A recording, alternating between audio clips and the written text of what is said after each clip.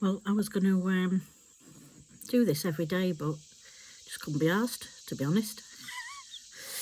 So I'm sat here today. I've just had my last air wash, and I thought, well, I should do something to mark the occasion, at least talk about possibly some of the reasons why I'm doing it. The head shave, that is. Before I do, I'll just make you all completely jealous and show you where I am again today. You see?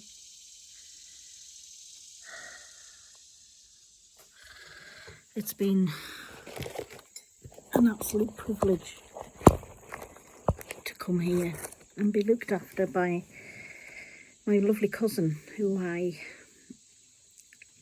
only met a few years ago, actually. We didn't grow up together or anything cute like that, and we've become friends over the last few years. Yeah, I've been looked after beyond my wildest dreams here. And Mag is mentoring me, if you like, a little bit, which has been really helpful. She did say to talk a bit faster on these things, but I don't know. I do things my way, as you know. But yeah, I thought I'd tell you about. I've had my last hair wash before and cut my hair off at the weekend, and I can't say that I'm not having second thoughts or trillion thoughts about it. I am worried. I'm not gonna lie. My hair has always been a bit of an identity to me. People will say, "Oh, I love your hair." I never really liked it a lot when I hated it when I was younger. I always felt like I was the most untrendy person. But then when I've tried to straighten it, I think I look freakish. So, and as I've got older, I've learned to accept that it can be a bonus. I only have to wash it once a week. I'm owning it. And, you know, I basically washed it this morning. I haven't had it coloured for ages. And I put a bit of product on. And then just left it. I've not had a hairdryer to it or anything. So it's still in the bit of a mad stage at the minute. But I quite like the shape of it at the minute. I did the last cut on it. But it's doing me head in a bit because I have night flashes as a lady of those ages. And that is just, I just want to tear it all out from the root in the middle of the night. So I thought, oh, when I saw Sinead O'Connor had died, I thought, well, I know. I'll shave my head like Sinead O'Connor. What the fuck was I thinking? But yeah, I want to talk about a bit about it and why it's a bit of a... She's been a bit of an inspiration, I guess. I mean, she's not everybody's cup of tea, but then neither am I. Oh, just had a hummingbird come say hello. You know, people were so vile towards her when she came out and spoke about the Pope. Well, she ripped the Pope's picture up, didn't she? And then it all came out about the awful abuse that she'd suffered. And I actually listened to her story, her life story, called Rememberings, on audiobook. I haven't actually finished it yet, but, you know, it's in my list to do. But it was a very tough listen because she had a dreadful childhood of abuse. And, you know, it's just so sad that, I mean, it's not been confirmed, I don't think, that she took a life, but I think it's probable. I mean, who wants to live with the pain of, you know, losing a child? I mean, you know, that's the reality of it. I know I wouldn't. I'll be quite honest and say that. I've only got the one child.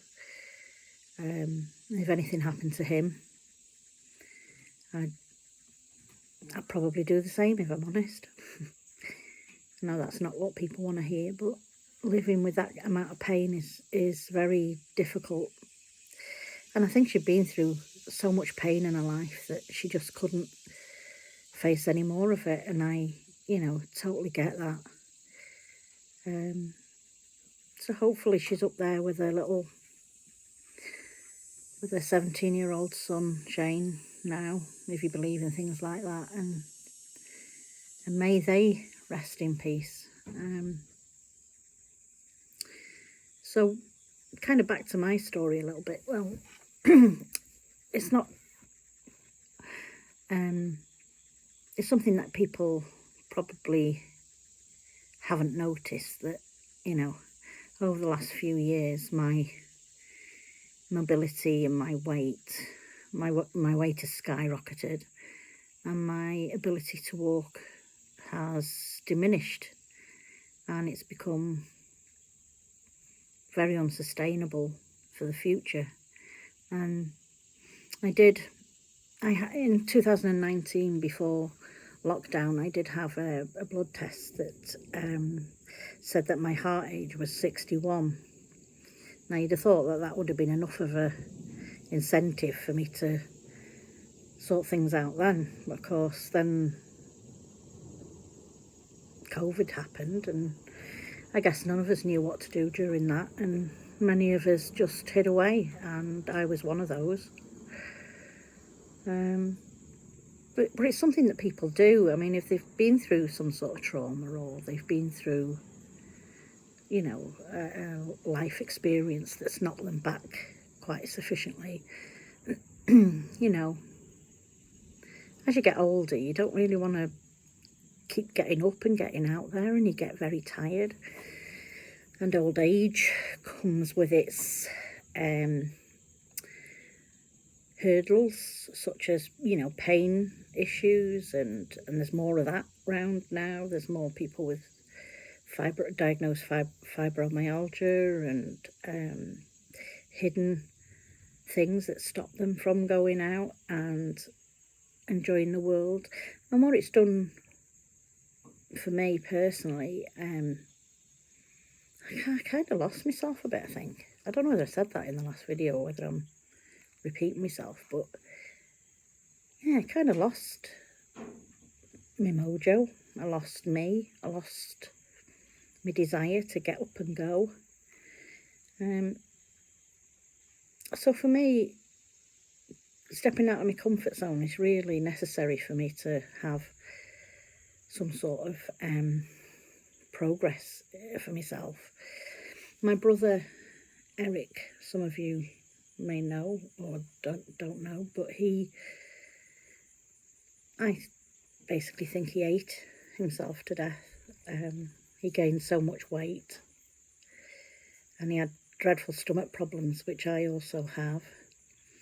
But he was something like 20 odd stone when he passed away at the age of 54. Was it 52 or 54? And I just think he'd lost his will to live. And he was so overweight, he had to be cut out of the window of his home.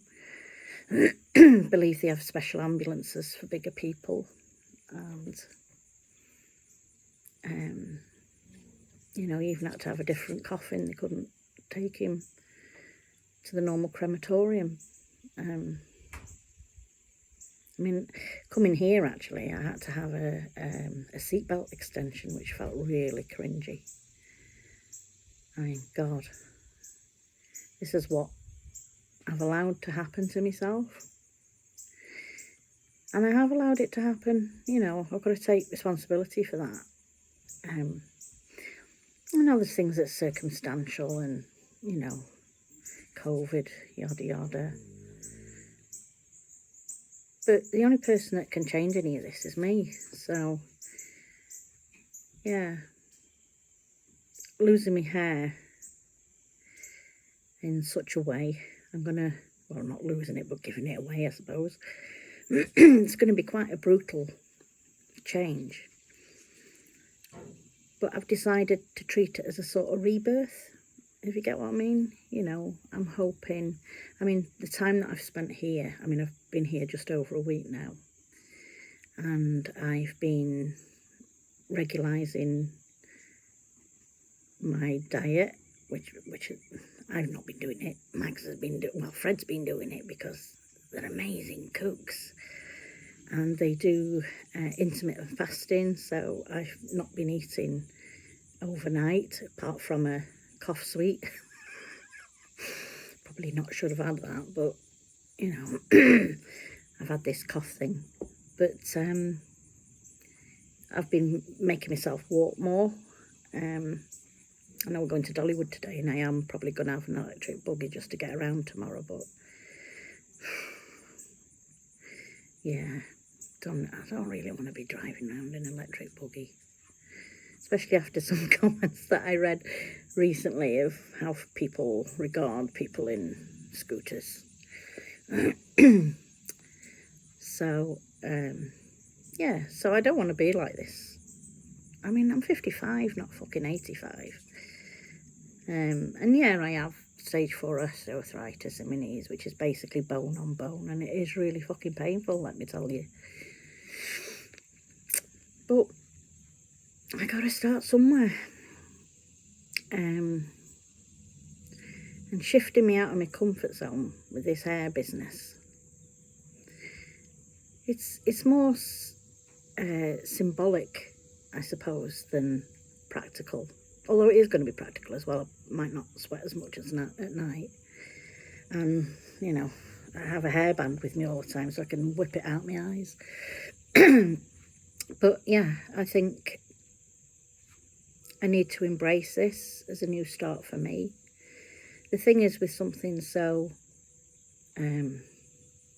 such a big act, I suppose, of, you know, shaving your head and the aftermath of that, you know, living with a bald head, you know, it'll grow back. If you take your life, you can't come back from it. So if you're going to go, if you feel like doing something radical to end some pain, do something different maybe, you know.